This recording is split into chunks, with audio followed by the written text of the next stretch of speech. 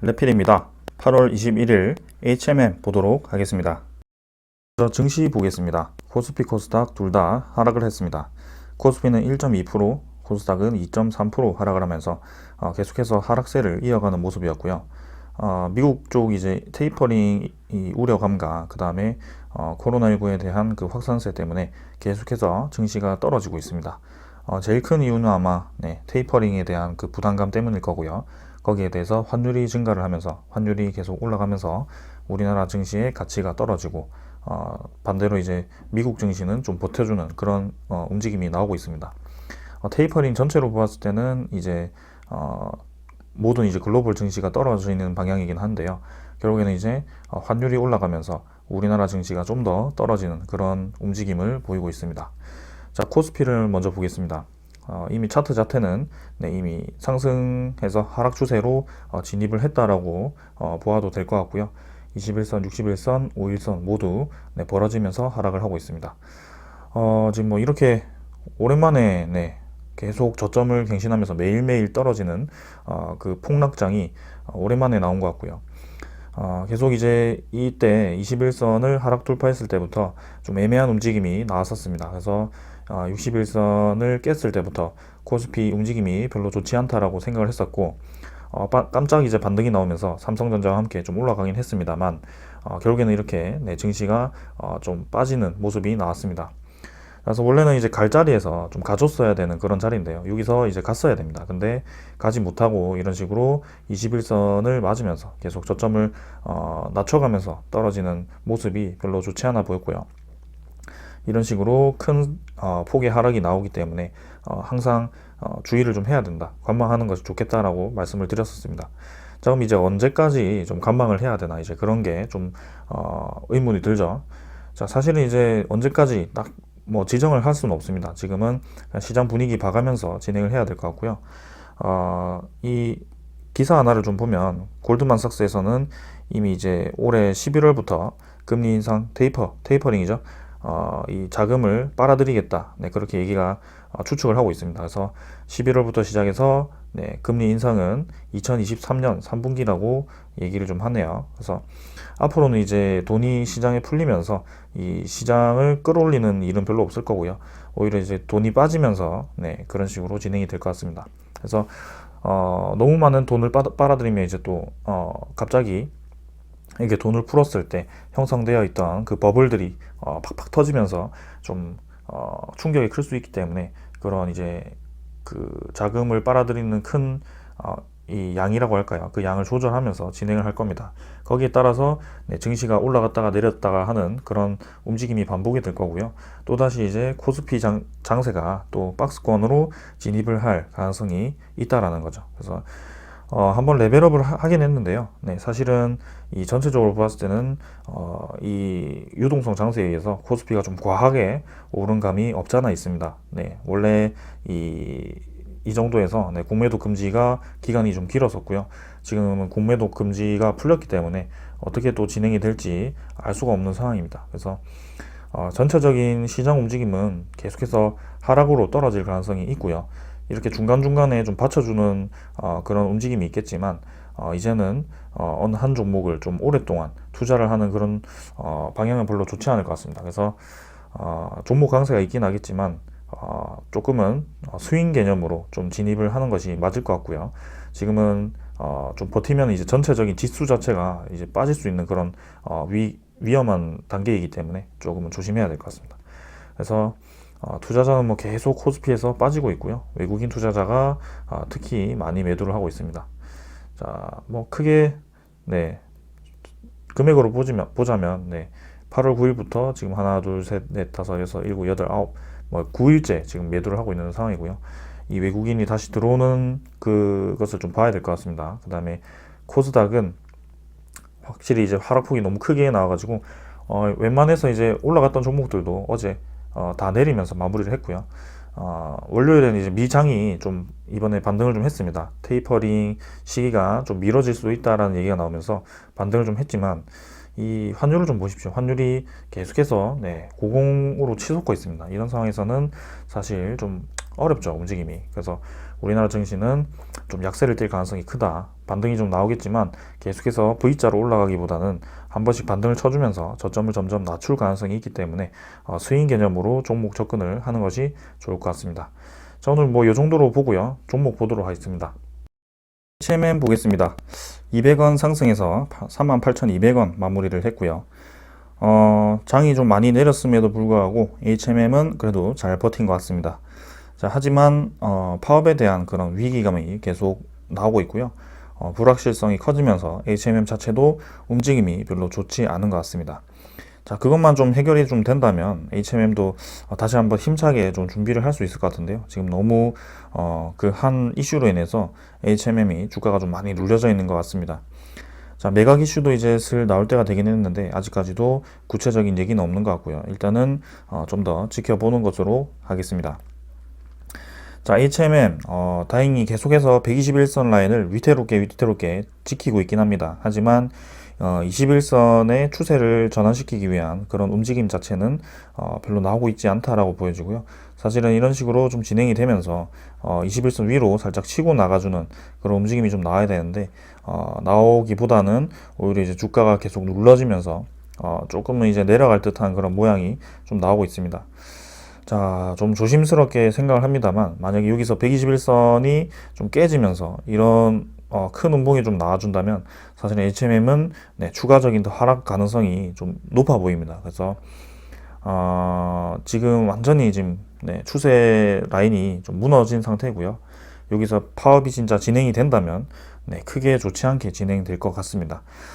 그래서 공매도 잔고가 많이 쌓여 있는 상황이기 때문에 공매도를 상환시키기 위해서는 좀 주가가 떨어지면서 상한이 진행될 것 같은데요.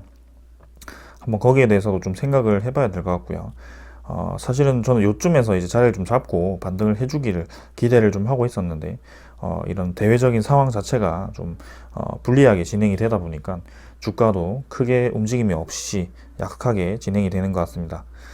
자, 주봉도 뭐 볼 게 없고요. 월봉도 마찬가지로 계속해서 이제 약세를 띠고 있는 상황입니다.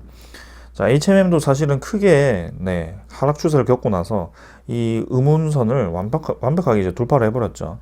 이렇게 정말 한 번에 그냥 올려버리는 주식을 제가 처음 봐가지고요. 거의 이렇게 상승이 크게 나왔다가 한번 이제 조정을 3달째 좀 받고 있는 상황입니다. 자, 오른 만큼 이제 조정을 받는 기간도 좀 길어지는 것 같고요. 저는 충분히 뭐 괜찮다라고 봅니다. 아직까지도. 그래서 만약에 떨어지더라도 이제 요 정도까지도 아까 일봉상으로 241선 정도까지도 좀 가능할 거라고 보긴 합니다만 분명히 이제 다시 한번 올라가는 타이밍이 나올 텐데 자, 그때 이제 올라가는 타이밍이 나왔을 때 SCFI라든지 아니면 그 매각 이슈라든지 그런 이슈가 좀 나와야 될 것 같습니다. 사실은 이 SCFI가 계속해서 올라가고 있긴 합니다만 이게 잘 생각을 해야 되는 게 SCFI가 계속 이제 올라가게 되면 HMM도 이제 실적이 계속 올라가면서 뭐 주가가 상승할 수밖에 없는 상황이죠. 근데 분명히 이제 이 고점 부근에서 이렇게 좀 떨어지는 상황이 올 거란 말이죠. 그런 상황에서는 주가는 더 올라가지는 않습니다. 그래서 오히려 이제 SCFI가 더 올라가기보다는 떨어질 수도 있다는 그런 위기감 때문에 주가는 서서히 떨어지기 시작할 거고요. 그때가 좀 다가올까봐 조금 이제 걱정되긴 합니다. 그래서 지금 SCFI가 올라가는 과정에서 자, 지금이 요 구간일지 조금은 이제 판단하기가 어렵거든요. 그래서 지금 이제 믿고 가는 수밖에 없는데 빨리 이제 주가가 좀 반등을 하면서 원래 그 실적이 반영될 수 있도록 하는 게 좀 좋을 것 같습니다. 그래서 잘못하다가는 이제 5만원 위로 다시 한번 올라가기가 힘들어질 수도 있는 그런 상황이 될 수도 있기 때문에 조금은 조심스럽게 보도록 하겠습니다. 자, 투자자를 보겠습니다. 외국인 71만 주 샀고요. 기관 투자자 좀 매도했습니다. 하지만 이제 19일에 워낙 이제 많은 양을 매도를 좀 했었기 때문에 특히 이제 JP모간과 UBS 쪽에서 많은 물량이 쏟아졌는데요. 자, 오늘 금요일 같은 경우는 이제 거래원을 좀 보시면 뭐 JP모간 그런 거 없습니다. 그래서 뭐 다른 외국인이 좀 산 것 같은데 일단 뭐 크게 움직임 없이 진행이 되었습니다. 사긴 했습니다만 결국에는 패턴 자체가 매수를 했다가 매도를 했다가 매수를 했다가 매도를 했다가 이런 식으로 좀 계속 자전 매매 같이 좀 진행을 하고 있거든요. 그래서 이번에 매수도 사실은 얼마 뒤에 다시 나갈 수 있는 그런 예비 매도 물량이라고도 생각을 할 수도 있기 때문에 크게 의미 두지 않고 진행하겠습니다. 그래서 이 정도로 보시면 뭐 외국인 추세가 이미 많이 빠져나가고 있잖아요, HMM에서. 그래서 썩 좋지 않은 그런 흐름입니다. 그래서 공매도 잔고도 한번 보겠습니다. HMM 공매도 잔고가 계속 늘어나기만 해서 좀 걱정인데요. 자, 일단은 감소를 좀 했습니다. 다행히. 네. 오랜만에 이제 60만 주 가까이가 감소가 되었고요. 1,500만 주대를 정말 오랜만에 보는 것 같습니다. 지금 7월 28일 이후에 단 한 번도 이제 1,500만 주대로 떨어진 적이 없었는데요. 다행히 이제 감소가 되었습니다. 하지만 여전히 너무나도 많은 물량이고요. 지금 금액으로 산정을 좀 한다면 6천억 이상이 계속해서 공매도 잔고가 남아있기 때문에 추가적인 급등에 대해서는 굉장히 부담스러울 수밖에 없는 상황이죠. 그래서 8월 18일이 언제였죠? 주가가 좀 급등을 할 때 아니었나요? 그때 보시면 네, 이때네요. 8월 18일. 그래서 제가 합리적인 생각이 드는 것이 JP모건과 UBS가 이렇게 공매도 상환을 하면서 주가를 올렸다가 다시 한번 또 주가를 떨어뜨렸다 이런 식으로 계속 진행을 하는 것 같아요. 그래서 결국에는 외인 투자자가 이 HMM의 대부분의 공매도 물량을 가지고 있다라고 저는 생각을 하고 있고요. 그 외국인 투자자들이 이제 사니까 이렇게 공매도 잔고가 확 줄어버리잖아요. 그때는 아마 쇼커버링이 좀 나온 것 같습니다. 그래서 이런 식으로 좀 이제 계속 올렸다 내렸다 하면서 반복이 되면서 좀 공매도 상환이 진행된다면 좋을 것 같고요. 아무래도 공매도 쇼커버링이 나왔을 때 그때와 같은 큰 상승이 나올 수도 있다라는 것을 또 여실히 보여준 거거든요. 그래서 HMM에 좀 좋은 소식이 파업 위기가 끝난다던가 매각 이슈가 좀 확실되어서 뭐 포스코라든지 현대차 그룹으로 넘어가는 것이 된다, 뭐 그런 식으로 된다라든지 그런 소식이 나온다면 분명히 이제 대규모 쇼커버링이 나오면서 갑자기 이제 급등을 할 수도 있는 그런 상황입니다. 그래서 그런 기대감으로 지금 사실은 HMM을 계속 끌고 가기에는 조금은 부담스러운 위치에 있기 때문에 121선 라인이 좀 깨지면서 더 내려간다면 사실은 이제 부분 매도를 좀 하셔서 손절을 하셔서 현금을 확보로 해두고 HMM이 다시 추세를 돌렸을 때 들어가는 것도 나쁘지 않을 것 같습니다. 그래서 원체 지금 주식시장 분위기도 좋지 않고요. 종목 지금 파업이 진짜 진행될 수도 있는 상황이기 때문에 리스크 관리를 조금 하는 것이 좋지 않을까라는 생각을 해보고요. 대차 잔고도 한번 확인해 보겠습니다. 공매도 잔고와 대차 잔고가 계속해서 이제 늘어난 상황에서 HMM이 대차 잔고라도 좀 줄어야 되는데요. 대차 잔고도 줄어들지 않아가지고 좀 걱정이었습니다. 근데 또 체결이 되었네요. 370만 주가 추가 체결이 되었고요. 이 계속해서 이렇게 대차 잔고가 늘어나는 모습은 절대 좋지 않습니다. 그래서 예비 공매도 잔고가 계속 늘어나고 있다라고 보시면 될 것 같고요. 또 늘어나가지고 5,500만 주가 되었습니다. 대차 잔고가. 그래서 HMM은 당분간도 계속 약하게 흘러갈 가능성이 크고요. 이렇게 대차 잔고가 많이 늘었다는 것은 파업 위기감 때문에 또 예비 공매도 물량을 많이 늘려 넣었다라고 보셔도 저는 될 것 같습니다. 그래서 상세를 보시더라도 외국인이 전일에 280만 주를 매도를 했었고요. 71만 주, 78만 주 매수했지만 여기에 대해서 크게 많이 매수한 것도 아닙니다. 그래서 보유율 자체가 9.2%로 크게 높은 것도 아니고요. 저는 HMM은 단기간에는 별로 좋지 않을 것 같습니다. 그래서 이 정도로 하고 HMM 넘어가고요. SCFI는 계속 늘어나고 있습니다. 15주 연속 운임이 상승이 되었습니다. 그래서 사상 최장기간 운임 급등세 4분기까지 지속이 되냐 이런 식으로 얘기가 나오는데요. 아까도 제가 말씀드렸듯이 지금 파업 때문에 HMM이 주가가 약세를 띠는 상황에서 SCFI라도 지금 이 추세가 꺾여지면서 내려가는 그런 위기감이 온다면 HMM은 이제 성장성의 동력이 완전히 꺼져버리는 것입니다. 그래서 지금 이 잘 나가는 구간에서 빨리 이제 주가가 반등이 좀 나와야 될 것 같은데요. 이게 파업 때문에 좀 눌러져 있다가 본격적으로 이제 반등을 하려고 하니까 또 이 SCFI가 이제 더 이상 올라가지 않고 떨어질까봐 제가 그 부분에서 좀 걱정이 되는 겁니다. 그래서 이 투자자들은 냉정하거든요. 주식 시장에서는 특히 이제 지금이 아무리 잘 나가더라도 내년이 좀 지금보다 성장성이 약해지거나 좀 떨어질 가능성이 있다라고 판단을 했을 때는 과감하게 나가는 그런 경향이 있기 때문에 특히 HMM은 너무나도 많이 올라 있는 상태이기 때문에, 많이 올랐다는 것은 지금 가치 대비해서 그 이상으로 많이 올랐다라고 얘기 드리는 것이 아니고, 그 눌러져 있던 주가가 지금 사실은 5배 이상으로 상승을 했다가 조금 이제 조정받는 상황이기 때문에 거기에 대해서 단기간에 많이 올랐다라고 얘기를 드린 겁니다. 그래서